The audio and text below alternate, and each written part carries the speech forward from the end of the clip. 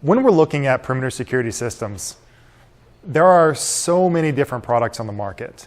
If you were to line up all of the fence intrusion detection systems, all of the buried cable intrusion detection systems, all of the motion sensors, they would detect.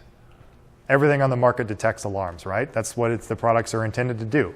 The key there is getting a product that can not only detect, but also tune out.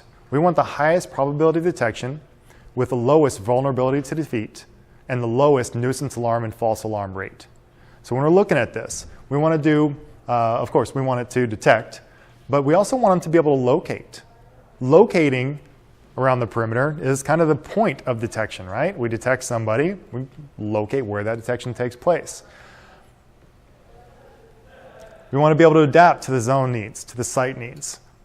That kind of goes hand in hand with location.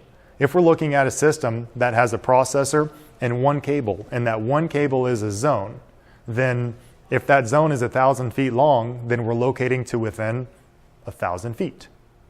If we have a microwave motion sensor out there and it's a 600-foot microwave zone, then we're locating to within 600 feet. And that corresponds directly with our camera assessment, our CCTV assessment of that. So the next step would be we want to discriminate between intrusions and environmental effects. And the distance of cables on a fence system will directly impact the system's ability to discriminate between a real intrusion and a nuisance alarm. And we'll get into that a little bit later. I'll describe exactly what that means and why we say that. Power and data, we wanted something that's going to be mostly efficient with power and data because everything needs to communicate, right? The microwave may need a relay output.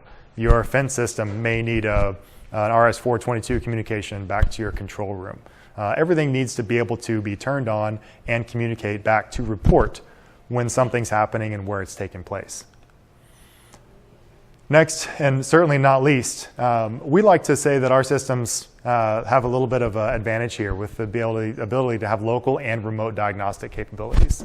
With all of our new systems, you can dial in remotely and make adjustments. So the ability to connect to that processor on the fence from inside the control room and figure out what's happening when it's 9 degrees outside and you've got 4 feet of snow on the ground, that's a pretty handy tool. Rather than having to go out to each processor on the fence, pull the box off and plug a cable into it to take your module in.